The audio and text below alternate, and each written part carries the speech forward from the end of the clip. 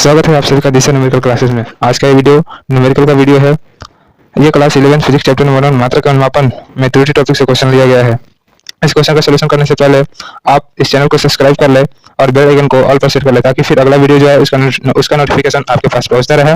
और वीडियो अच्छा लगे तो वीडियो को जरूर लाइक करें। चलिए इस क्वेश्चन को सोल्यूशन करते हैं। तो देखिए, सबसे पहला क्वेश्चन है इस वीडियो का।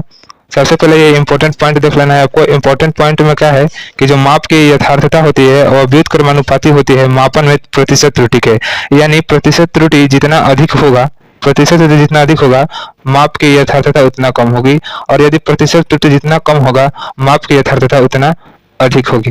तो इस इंपॉर्टेंट पॉइंट को आप याद कर लीजिएगा और फिर इस क्वेश्चन का सलूशन करिएगा। देखिए, इस क्वेश्चन में क्या बोला गया है कि साधारण पैमाने से किसी छड़ की मापी गई लंबाई 12.5 सेंटीमीटर है तथा वर्नियर कैलिपर से ली गई माप की लंबाई 12.52 सेंटीमीटर है, तो बताइए कौन सी माप अधिक यथार्थ है।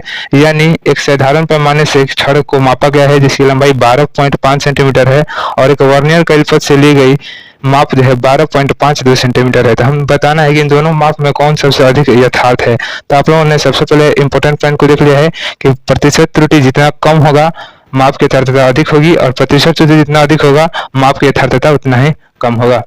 तो सबसे पहले इस क्वेश्चन में लिख लेते हैं कि क्या क्या हमें दिया गया है। तो लिख लेते हैं कि दिया है कि साधारण पैमाने से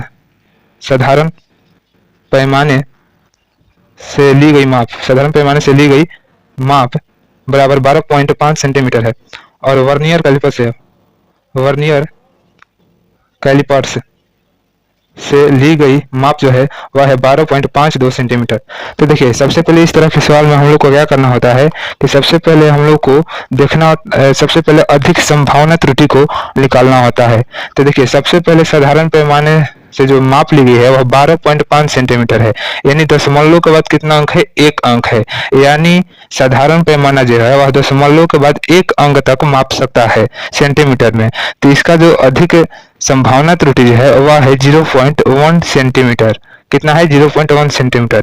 इसी प्रकार वर्नियर कैलिपर्स में जो है, देखिए यहाँ पर पॉइंट के बाद 2 अंक है, यानी इसका जो अधिक संभावना त्रुटि होगा वह 0.01 सेंटीमीटर होगा, यानी यह 0.01 सेंटीमीटर तक अधिकतम माप सकता है। तो इसका अधिक संभावना त्रुटि 0.01 सेंटीमीटर है, क्योंकि दशमलव के बाद 2 अंक है, इसलिए यहाँ पर भी दशमलव के बाद 2 अंक यानी 0.01 और यहाँ पर 0.1 सेंटीमीटर। ये पहले वाले माप यानी साधारण माप की जो अधिकतम संभावना त्रुटि है 0.1 सेंटीमीटर है, और वर्नियर कैलिपर्स की जो अधिक संभावना त्रुटि है 0.01 सेंटीमीटर है। तो मान लेते हैं कि यदि अधिक संभावना त्रुटि जो है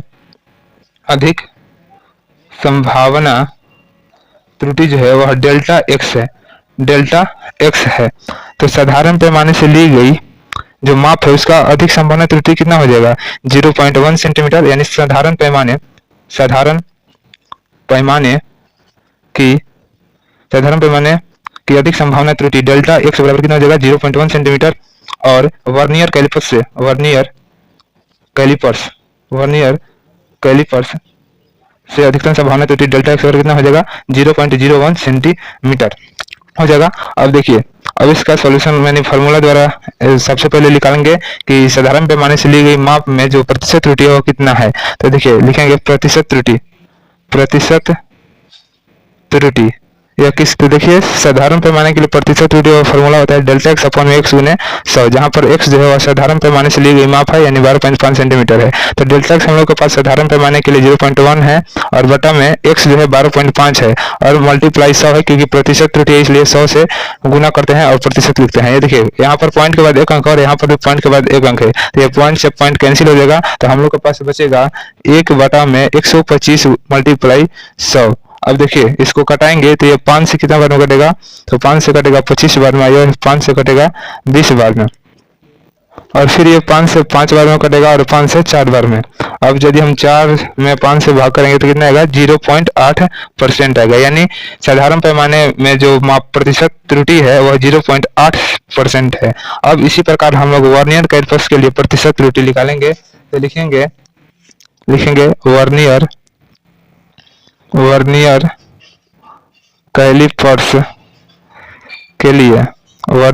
के लिए प्रतिशत प्रतिशत त्रुटि। तो वर्नियर कैलिपर्स के लिए प्रतिशत त्रुटि कितना हो जाएगा, तो आप लोगों ने फॉर्मूला यहाँ पर पढ़ा है कि प्रतिशत त्रुटि बराबर डेल्टा एक्स अपॉन में एक्स मल्टीप्लाई 100।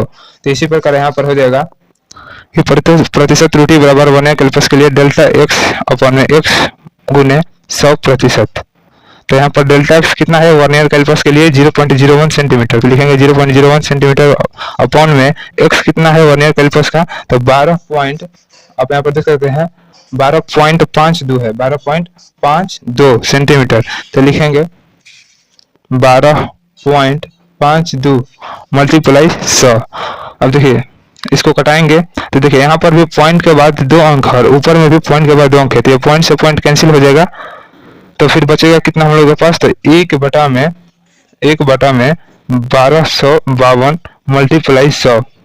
अब इसको भी कटाएंगे, तो इसको जब आप कटाइएगा तो आपको आएगा अब जब इसको कटाइएगा तो इसका मान जो आएगा 0.08%, 0.8%। तो ये क्वेश्चन में बोला गया था कि किस माप का कौन सा माप जो है वो अधिक यथार्थ है। तो देखिए पहले वाले में आपका आया है 0.8% और दूसरे वाले में आया है 0.08%। और आप लोगों ने इंपॉर्टेंट पॉइंट में पढ़ा है कि प्रतिशत त्रुटि जितना कम होगा उसका जो यथार्थता होगा उतना ही ज्यादा होगा। प्रतिशत त्रुटि कम तो यथार्थता ज्यादा, और प्रतिशत त्रुटि ज्यादा तो यथार्थता कम। तो ये दोनों में देखिए प्रतिशत त्रुटि सबसे कम, क्वेश्चन में बोला गया कि कौन सा माप अधिक यथार्थ है, तो हम देखेंगे कि दोनों में से कौन सा प्रतिशत त्रुटि कम है।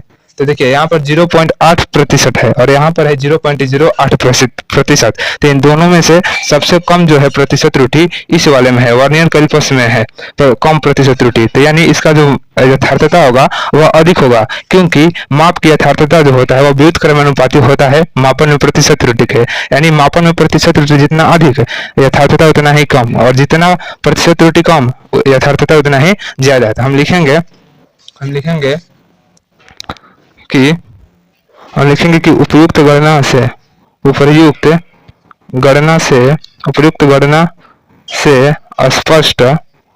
स्पष्ट होता है कि दूसरे माप की